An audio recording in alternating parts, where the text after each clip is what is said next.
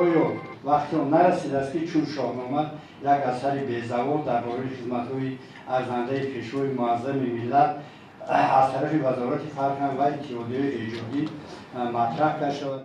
با وجود نوشته شدن صدها شعر و مقاله و کتاب درباره امام علی رحمان رئیس جمهوری تاجیکستان، مسئولان وزارت فرهنگ این تعداد را ناکافی می‌دانند.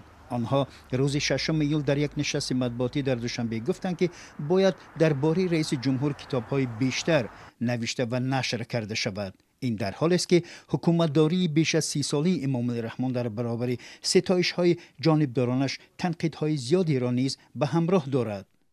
تاجیک‌های جهان با این کس با جناب عالی با پرزیدنت جمهوری تاجیکستان با پیشوای معظم ما افتخار میکنن. از جمله ما هم ما سلسله این کتاب‌ها رو برای سهم پیشوای معظم ملت پرزیدنت جمهوری تاجیکستان در رشد و نمو تاجیکستان عموما در پیشرفت از جمله پیشرفت ساحه فرهنگ به نقشه گرفتگی هستیم.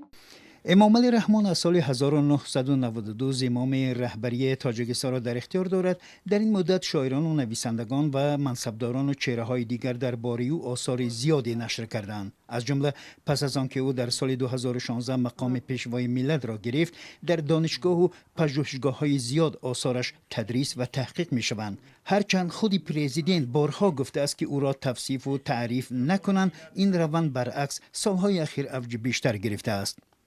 دولت سفر معاون وزیر فرهنگ در نشست خبری این نهاد گفت هر قدر در وصف و تشبس‌های امام علی رحمان کتاب نشر تهیه کنیم کم است. مسئله به دست خوانندگان رایگان رسوندن این تشبس بسیار بی‌نظیر رو که تمامی فارسی زبان‌های دنیا استقبال گرم و صمیمی گرفتن، شاهنامه فردوسی کمینه نیست در حالت آمادگی از شاهنامه رحمانی که اینم تا روز 35 سالگی استقلالیت نشر خواهد شد. هرچند منصبداران و شماری از اهل ایجاد نشر کتاب و شعر و داستان را در وصف امام رحمان به پاس خدمت‌های رئیس جمهور در زمان استقلال معنیداد می‌کنند، اما ظفر صوفی شاعر و روزنامه‌نگار تاجیک بر این است که هدف طمع و چاپلوسی است. بزرگی شاهنامه و سراینده آن حکیم طوسی در آن است که خرد و دانایی و داد یعنی عدل را بنمایه آثار خود قرار داده بود و خرد و دانایی و داد را وصف کرد، شاه را نه، حاکم را نه. این است که شاهنامه فردوسی در جهان بی‌نظیر است. اصلا هیچ ادبیات دنیا در برابر شاهنامه آثار ندارد و آمدن این را به این سطح پایین آوردن فکر میکنم نشناختن جایگاه فردوسی است. اگر اون نفری که این ادعا را کرده میخواند شاهنامه را میدید که چقدر بزرگ است، از بزرگی اون لرزش میگرفت. تیمور ورقی روزنامه‌نگار تاجیک مقیم اروپا نیز میگوید نوشتن این گونه آثار و یک نوع مسابقه ایجادکاران برای ستایش رئیس جمهور بیانگری آن است که جامعه تاجیکستان سخت بیمار است. من چنین می حسابم که باید در کودکس جنایی تاجیکستان چاپلوسی به عمل فساد و رشوه برابر کرده شود. چاپلوسی بگذار این منصبدار یا رهبر دولت باشد یا وزیر و یا هر شخصی که منصبی را در اختیار دارد.